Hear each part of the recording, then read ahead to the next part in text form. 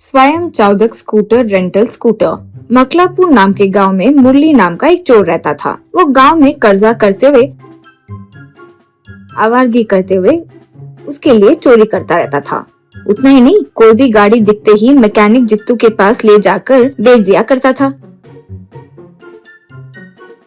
ऐसे ही करते हुए एक दिन जित्तू को गाड़ी बेचने वाला मुरली, अरे यार, चोरी से कुछ नहीं हो रहा है, टाइम वेस्ट हो रहा है। कम से कम 50 करोड़ मिले तो कुछ लाइफ में सेटल हो पाऊंगा। यूँ कहा जित्तू। क्या ये नए नए ख्याल आ रहे हैं? वो 50 करोड़ से क्या करोगे? तब मुरली, क्या करूंगा क्या, एंजॉयमेंट मामूली नहीं होगा। आराम से बैंकॉक जाके आराम से वहाँ एक प्लॉट खरीद के ऐसे ऐसे ऐसे, अरे वो कह ही नहीं सकते। यूँ कहा जित्तू। अच्छा, तो फिर तुझे हमारे गांव के बीच में जो ज्वेलर्स है उसमें चोरी करनी पड़ेगी। वो करेगा तो तेरे सपने पूरे होंगे। यूँ कहा मुरली। क्या आइडिया दिया है, कल से ज्वेलरी दुकान में जाऊंगा। ऐसे ही हमारी चोरी के लिए एक अच्छी गाड़ी देख। यूँ कहा। तभी वहाँ किरण नाम का एक लड़का एक लेटेस्ट ईवी लेकर जित्तू के पास हवा भराने के लिए आया। वो गाड़ी को मुरली ऐसे ही देखता गया। उसके बाद किरण गाड़ी लेकर चले गया। इसके बाद जित्तू से मुरली, आहा, गाड़ी तो मस्त है, हमें करोड़पति बनाने का अद्भुत चांस। मैं वो किरण की गाड़ी को दे रहा हूँ, मैं कल वो चोरी कर रहा हूँ। यूँ कहा जित्तू। अरे भाई, पहले ही वो फॉरेन से आई हुई गाड़ी है, देख के पता नहीं क्या क्या होगा उसमें। एक बार बिना आदमी के सिर्फ गाड़ी चलती हुई भी देखी है। यूँ कहा। ये सब सुने बगैर मुरली वहाँ से चले गया। उस दिन से किसी भी बहाने से ज्वेलरी शॉप में जाकर वो शॉप में सब देखने लगा। ऐसे ही एक दिन रात में किरण के घर जाकर मुरली ने उसकी बाइक चुरा ली। उसके बाद उस पर छोटी छोटी चोरी करने लगा। ये सब कुछ समय देखकर किरण एक दिन उसके वॉच में बाइक लोकेशन देखकर बाइक के पास पहुंचा। वहाँ एक सीक्रेट प्लेस में मुरली जित्तू दारू पीते हुए उस दिन रात को करने वाली चोरी के बारे में बात कर रहे थे। सब सीक्रेटली सुनकर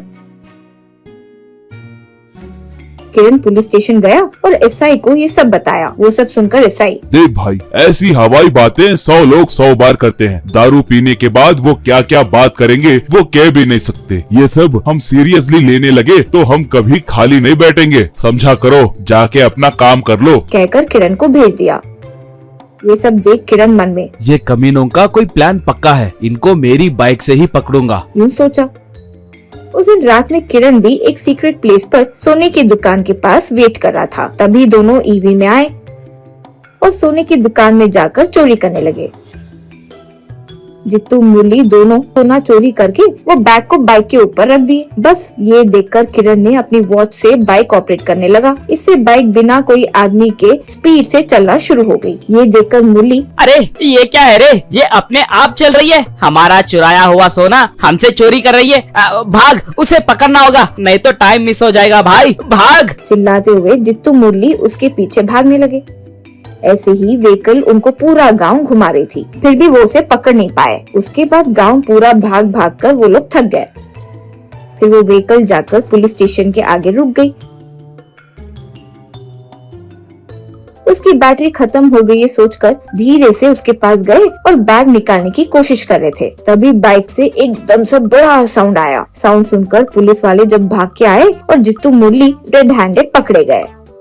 इसके बाद उन दोनों को पकड़कर चेक करने लगे। वो बैग में ढेर सारा सोना मिला।